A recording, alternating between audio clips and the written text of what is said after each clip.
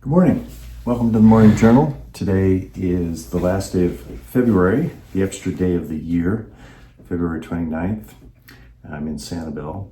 I was just explaining to a friend this fountain that is now, I'm looking at it out my window here from my study here at the house, and how I had resisted the idea of having a fountain in the yard. I hated the idea of the maintenance and the expense, and it triggered a lot of resistance in me that came to a head on Groundhog Day.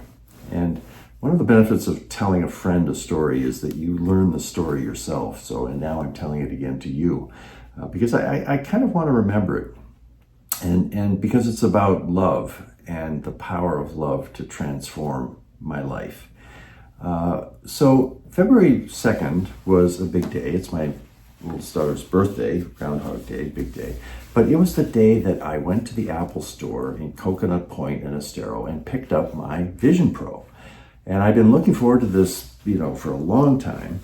And Darlene came with me, and I asked her, I said, could you film me while I'm getting my demo from the guy? And she said, okay. And she hates Apple stores. They're loud, and it almost makes her want to run screaming whenever I, drag her into an Apple store somehow.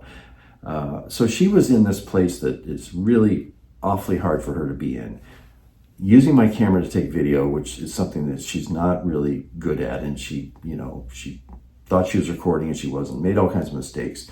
But she was there for almost an hour as I went through this whole process of getting the Vision Pro. We went from there to the store that had the fountains. And this was kind of the final step. She'd done a lot of research and we'd sort of had our arguments. And I'm walking through thinking, can I really, give in to this, to overcome my resistance? And we walked by the fountain that they had chosen. It's this round fountain, and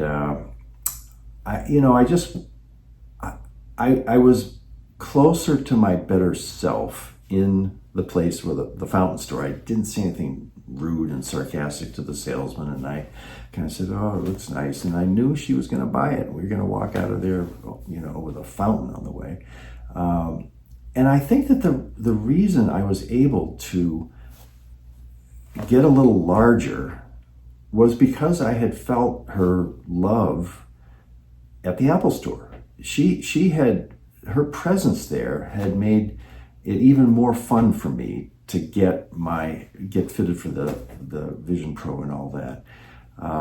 And I think it sort of tenderized me, or it softened up my boundaries to feel the love that I felt by her doing that. And so there was something kind of naturally expanding where I said, she loves the idea of this fountain. This is really important to her. And I wanted to overcome my resistance and not, ruin the party. So the fountain was installed yesterday. It turns out it's right in front of my window. So I'm the person that's going to spend more time with this fountain than Darlene or her sister Deb.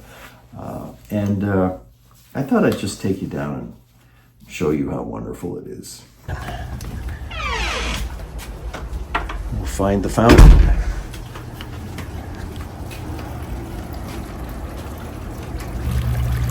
And I can't hear the bubbling from my window, but certainly gives a nice little bubbling sound. I think whenever I remember it, I'm going to remember getting the Vision Pro and how she stood there at the Apple store and how I went to the fountain store and was changed by love, transformed. I don't think it's too much to say that, but the mysteries of how we get to who we are continue to unfold at the age of 73.